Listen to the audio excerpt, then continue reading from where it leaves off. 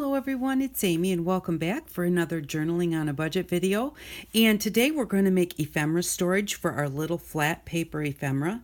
Now I've been watching Gail A and Rachel at Roxy Creations, and they have these really cute little books and I know that Gail has a tutorial on how she made hers, and I think they're like a folded over 8.5 by 11. So, they're about this big, and they've decorated them, and they're gorgeous. I'm not a big one on decorating my storage because I'm lazy. So, and I like to get the biggest bang for my buck. So what I did was I took their idea and I just made it my way. So this is a 3-inch wide binder that I got at my secondhand store. Now you could cover this and make it look really pretty. Will I do that? Probably not.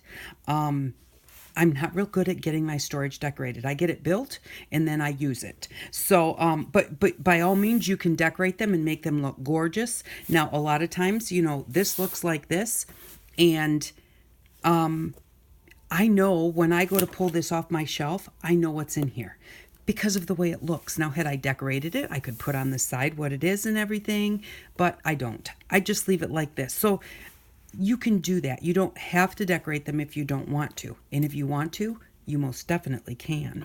So, but what I did was they have all of these they put in all these little tiny clear plastic pockets so that they could put things like stamps and little tiny cutouts and things that they have that are really small. And I thought that is such a great idea because it's hard digging through that little stuff to find it. Now, when I do fussy cutting, like fussy cut flowers that are really, different shapes, those don't. You could put them in here, but I don't. I do put those just in a little box with a lid on it, and then you can just dig through them. But for all of my little square bits and tiny bits like stamps, it's a great idea what they came up with. So I just went ahead and I made some for myself. They work great, so I thought I would show you how I did it. So this is just these ones. These pockets are all 1 inch until you get to the bottom. The bottom I just did 2 inches because I had to sew across the bottom, and that would have made my last pocket, like 3/4 to a half to 3/4 of an inch. It would have been way too small. So the bottom one is about 1 3/4 actually, till you get to the stitch line here. But these are 1 inches, and the 1 inches I think might be just a little bit small. I think that I'm going to make some more, and I do need some more of the small ones, and so I think I'm going to do them 1.5 inch though.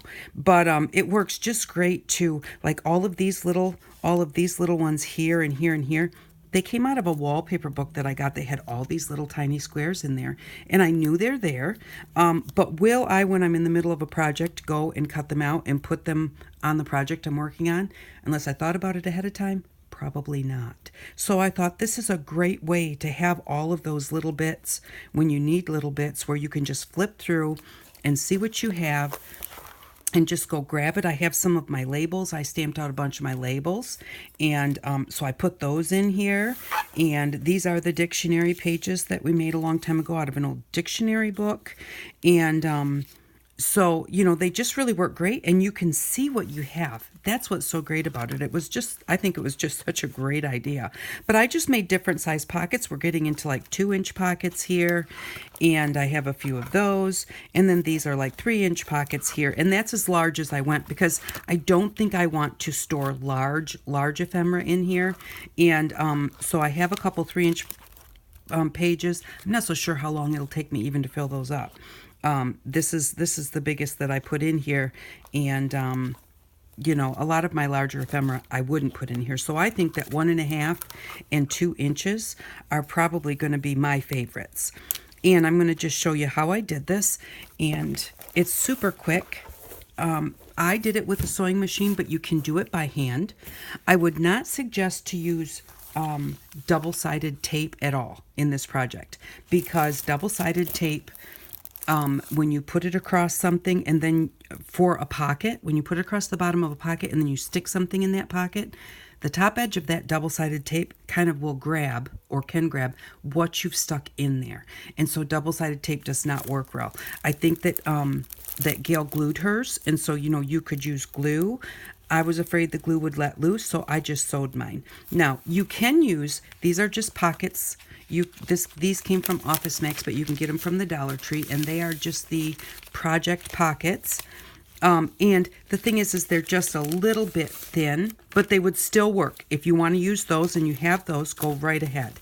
What I did was I picked up these at the Dollar Tree, and these are called report covers.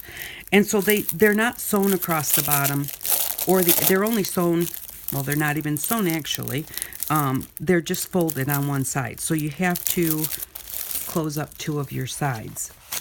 And they just have these little things on them you open them up and you put your papers in there, and then you just slide this back on here.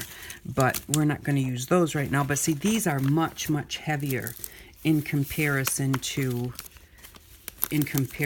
this. You know, this is just super thin, and these are really quite heavy. So that's why I chose this, because you're going to be pulling them open, you know, and stuffing things in there and digging through. So I thought they would work really well. And then what I did was I just took my paper, I just took a piece of cardstock. And the thing is, when you make these, they're two-sided. So that's great, because you get two for the price of one. And so what I did was I just took my paper and decided how big I wanted my pockets. Now you may wind up with a remainder at the end and just make your pocket that size. So I want to make some 1.5 inch sizes, because I don't have any 1.5 inch. And so just take this and 1, 3, 4.5, 6, 7.5, 9, and then I've got 2 inches left at the bottom. And then I just went over and did the same thing. Now if you flip your paper over, because it's easier to mark, don't forget that your marks are starting at this end at 1.5, or otherwise your marks will be off. If you flip it over here, right now on this side there's 2 inches. If you flip it over and start marking this way, if you mark 1.5 inches, you're going to go from 1.5 inches to 2 inches like that. So you want to make sure that you mark them the same distance from each end.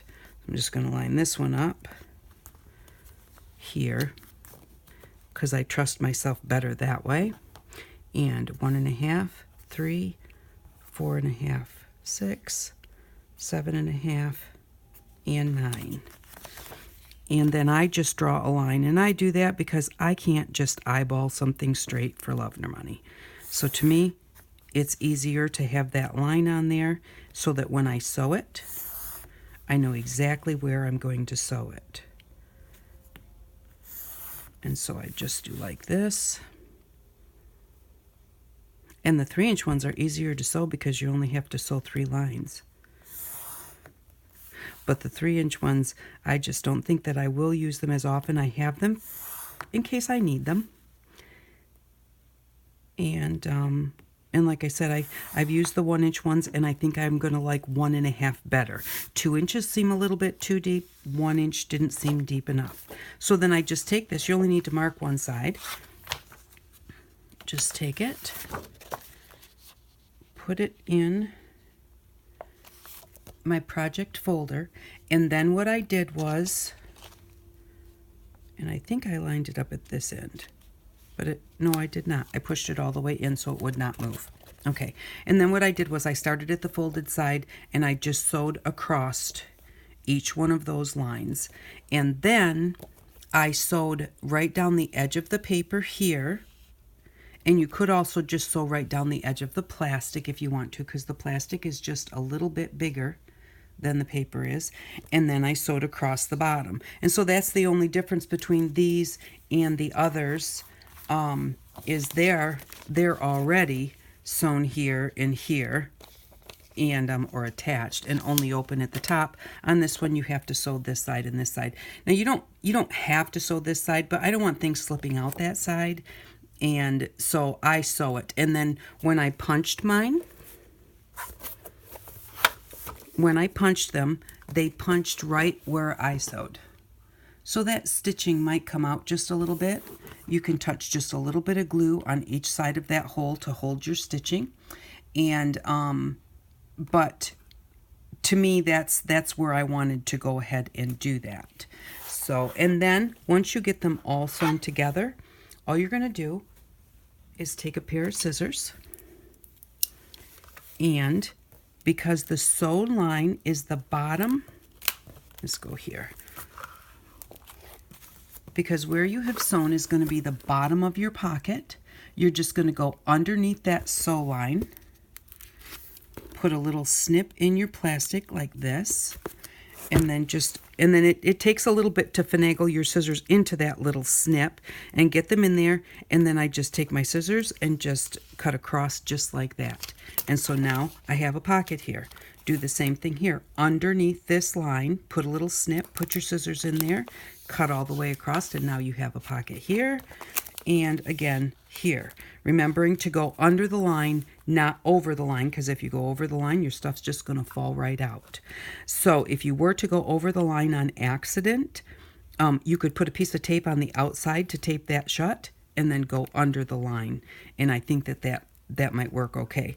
Now, the one thing I thought is maybe at some point, I think I might try and punch a little half round on here so that it might be easier to get a hold of, or put a piece of washi tape across here so that it's easier to get a hold of, because they are kind of, they're not that hard to get a hold of, but they kind of, you have to kind of move them apart to get in there. So I might do that someday if I ever get around to it. But I just wanted to come and show you how to do this. I'm not going to sew it, because first off, I don't have my machine out right now. I'm going to get it out later, and I think I'm going to make 3 pages like this that are 1.5 inches. But, and then, like I said, once you sew across the whole thing and you cut it, turn it over and cut it on the other side too, because it's double-sided. And you don't have to mark the other side because you've got your stitching in there. So one side is marked and you sewed across the marked side, and then you're going underneath your stitching and then turn it over and go underneath the stitching on the other side. And you've got 3 pockets on this side on this one and 3 pockets on this side. Boom. All done at one time. You don't have to do something with both sides. So anyways, I hope that helps. If you've been watching and thinking you want one like that too and haven't got around to making it, the thing I like about this is with this 3-inch binder is that I can put a lot of these in here, and I can fit a lot of stuff in here, so that this is going to last me quite a while before I have to go to another binder.